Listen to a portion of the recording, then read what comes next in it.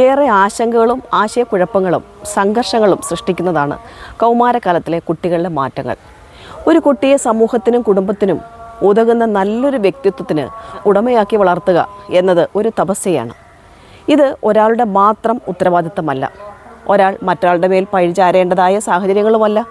കുടുംബമാണ് കുട്ടിയുടെ ആദ്യ വിദ്യാലയം. കൗമാരം കുട്ടികൾക്കും രക്ഷിതാക്കൾക്കും ഒരു പരീക്ഷണ ഘട്ടമാണ്. ശരിക്കും മാതാപിതാക്കൾ മാനസിക സമ്മർദ്ദത്തിൽ എത്തുന്ന ഘട്ടമാണിത്. കൗമാരപ്രായം ഒരു പാലം പോലെയാണ്. ബാല്യത്തിൽ നിന്നും യൗവനത്തിലേക്കുള്ള സഞ്ചാര മാർഗം. കുട്ടിയെ നല്ലൊരു വ്യക്തിയായി വളർത്തുക എന്നതൊരു തപസ്യയാണ്. കൗമാര വ്യതിയാനങ്ങൾ ഇന്ന് കുട്ടികളിൽ വളരെ വേഗം എത്തുന്നു. ഹോർമോൺ പ്രവർത്തനം ഈ ഘട്ടത്തിൽ വളരെ വേഗം വർദ്ധിക്കുന്നു. ഇതിൻ്റെ ഫലമായിട്ട് ശാരീരിക അവയവങ്ങളുടെ വളർച്ച, സ്വരപരിവർത്തനം, ലൈംഗിക ബോധം എന്നിവ തീവ്രമാകുന്നു. ആകർഷണം, പ്രണയം, ദേഹബോധം എന്നിവ ജീവിതത്തിൻ്റെ പ്രധാന ഭാഗമായിട്ട് അവർ കരുതുന്നു. ശരീരം, സൗന്ദര്യം എന്നിവയിലൊക്കെ അവർ കൂടുതൽ ശ്രദ്ധിക്കുന്നു. ചിലരിൽ ലജ്ജയാണ് ഉണ്ടാകുന്നത്. ചിലരിൽ നമുക്ക് തോന്നും അഹങ്കാരമാണെന്ന്. അങ്ങനെയുള്ള ചില സ്വഭാവ രീതികൾ കുട്ടികൾ പ്രകടിപ്പിക്കുന്നു. മാത്രമല്ല, അവർ പെട്ടെന്ന് പ്രണയത്തിലാകുന്നു. വേഗം തന്നെ അവർ നിരാശയിലെത്തുന്നു. എല്ലാവരും ഞങ്ങളെ അംഗീകരിക്കണം എന്ന തോന്നൽ അവർ ആ കുട്ടികളിൽ അദമ്യമായിട്ടുണ്ടാകുന്നു. ഞാൻ ആരാണ്? എന്താണ് വിശ്വസിക്കേണ്ടത്? എൻ്റെ ലക്ഷ്യം എന്താണ്? ഇങ്ങനെ കുറേ ചോദ്യങ്ങൾ അവരിലുണ്ടാകുന്നു. ഇവർ മാതാപിതാക്കളുടെയും അധ്യാപകരുടെയും ആശയങ്ങളിൽ നിന്ന് സ്വതന്ത്രമായി ചിന്തിക്കാൻ തുടങ്ങുന്നു.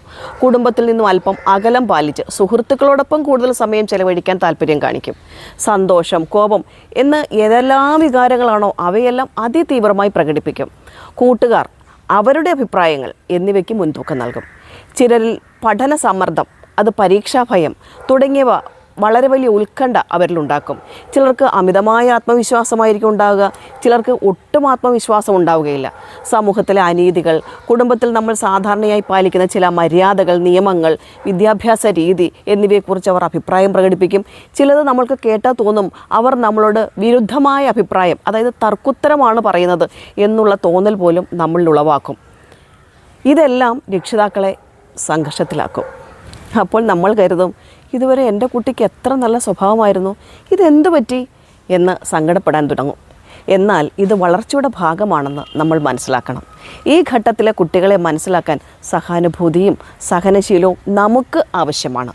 പിഴവുകൾ കണ്ട് അക്ഷമരായി തിരുത്താൻ ശ്രമിക്കുന്നതിനേക്കാൾ അവരെ മനസ്സിലാക്കി സംസാരിക്കാൻ ശ്രമിക്കുക.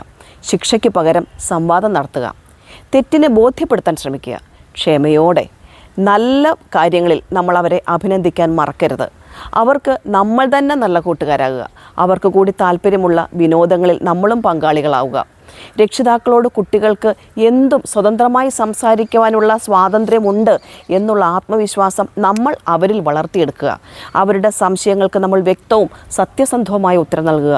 കുടുംബത്തിൽ സ്നേഹമുള്ള അന്തരീക്ഷം, തുറന്ന ആശയവിനിമയം, ഇത് നമ്മൾ കുട്ടികൾക്ക് സാധ്യമാക്കി കൊടുക്കുക. ഇവയെല്ലാം നമ്മൾ മുതിർന്നവർ തീർച്ചയായും ശ്രദ്ധിക്കേണ്ട കാര്യങ്ങളാണ്. പ്രായത്തിൽ മുതിർന്നവരുമായുള്ള അവരുടെ ചങ്ങാത്തം വളരെ കരുതലോടെ നമ്മൾ കാണണം. അവരെ ഓരോന്നിനും നമ്മൾ കുറ്റപ്പെടുത്താതെ, അവരെ ആക്രമിക്കാനും ഉപദ്രവിക്കാനും മുതിരാതെ ചേർത്ത് നിർത്തണം. കാരണം കുട്ടികൾ സ്വതന്ത്രതയിലേക്കുള്ള യാത്രയിലാണ്. അവർ കുട്ടികളാണോ എന്ന് ചോദിച്ചാലല്ല, എന്നാൽ പ്രായപൂർത്തിയായോ അതുമല്ല. ഈ അവസ്ഥയിൽ അവർ മധ്യത്തിൽ നിൽക്കുന്നവരാണ്. അതിനാൽ അവരെ മനസ്സിലാക്കി നല്ല ആശയവിനിമയത്തിലൂടെ അവർക്ക് ഉറപ്പുള്ള അടിത്തറ ഒരുക്കണം. നമ്മൾ കുടുംബകാര്യങ്ങളിൽ, നമ്മുടെ വീട്ടിലെ പ്രവർത്തനങ്ങളിൽ അവരെ പ്രധാന ഭാഗമാക്കണം. ഇവിടെ രക്ഷിതാക്കളും കുടുംബത്തിലുള്ള എല്ലാവരും ഏറെ ക്ഷമയോടെയാണ് കാര്യങ്ങൾ കൈകാര്യം ചെയ്യേണ്ടത്. കാരണം നമ്മൾ ഒന്ന് കൈവിട്ടാൽ ഉടഞ്ഞു പോകുന്ന പളുങ്ക് പുഷ്പങ്ങളാണ് നമ്മുടെ കൗമാരപ്രായക്കാരായ കുട്ടികൾ. നമസ്കാരം.